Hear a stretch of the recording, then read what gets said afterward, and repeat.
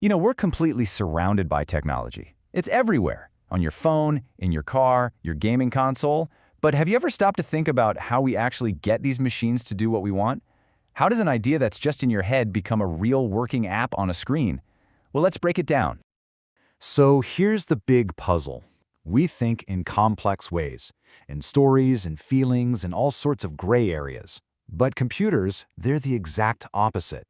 They think in pure, cold, hard logic. There's no maybe or kinda for a computer. It's all just on or off, yes or no, black or white. And just look at this. For us, it's a simple request. But for a computer, it turns into this wall of ones and zeros. That's the huge gap we have to cross. So the real question is, how do we build a bridge between our way of thinking and the computer's incredibly basic language? To build that bridge, we have to start at the very bottom. We've got to learn the native language of the computer's brain, its central processing unit, or CPU. That's the tiny, super powerful chip that's doing all the real work. And this is where it all starts, machine code. It's nothing more than long strings of ones and zeros. Every single pattern is a specific command that the CPU understands. Think of it like a secret codebook.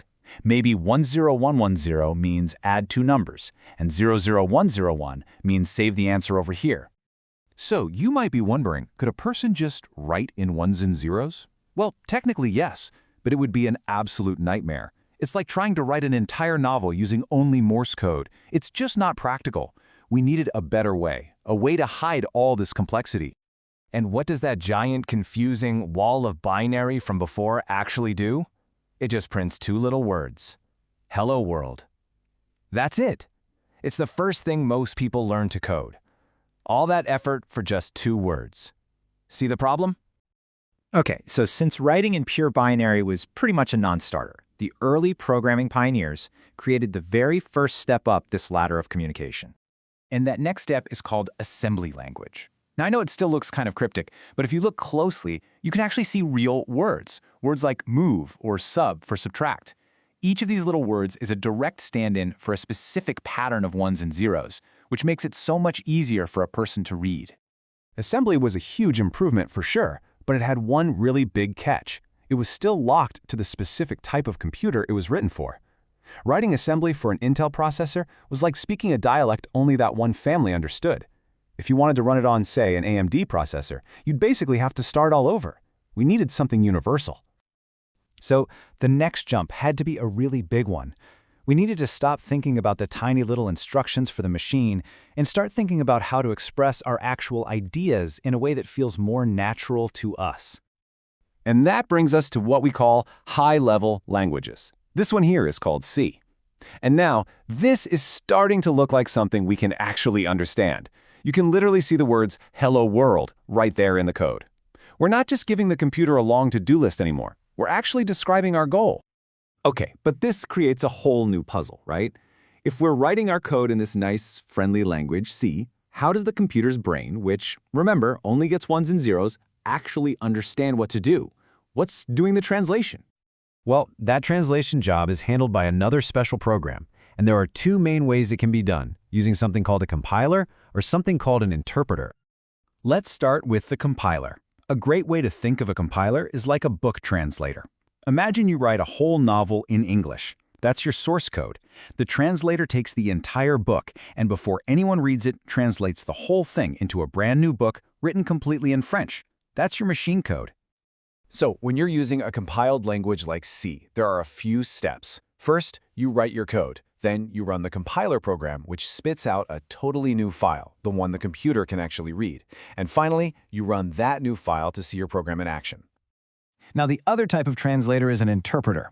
And if a compiler is a book translator, an interpreter is more like a live translator at a press conference. It doesn't translate everything ahead of time. Instead, it listens to one sentence, translates it on the spot, and then waits for the next sentence. It's a line-by-line, on-the-fly process. So what's the real difference? Well, compilers, like for C, do all the heavy lifting up front. This usually means the final program runs super fast. Interpreters, like for Python, do their work as they go. This can make writing and testing code feel a lot quicker and more interactive, even if the program itself is a little bit slower in the end. And this trade-off between raw speed and how easy it is to use is a huge reason why we have so many different programming languages today. I mean, why not just pick one and use it for everything?